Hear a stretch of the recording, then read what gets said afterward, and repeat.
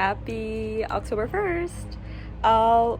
You'll probably see this like later in October just because I'm still really behind on editing.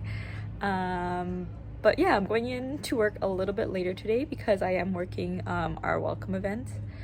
So that should be exciting. I'm just taking Lucy out one more time, but she's currently sun tanning when she's supposed to be going out right now. Oh my god, let me flip the camera and show you. Lucy, come on. Anyways, I need to get her inside so I can hurry up and get to work. I hope the commute isn't so bad right now just because it is like a little bit later in the morning. We got our string lights up. Can't wait to sit outside and just hang out.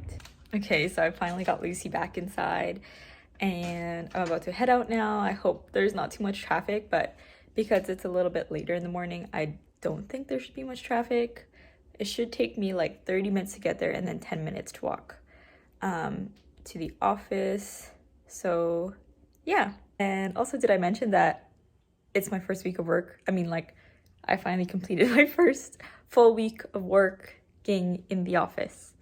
And Lucy girl has been home alone all this time, and I think she's been managing well.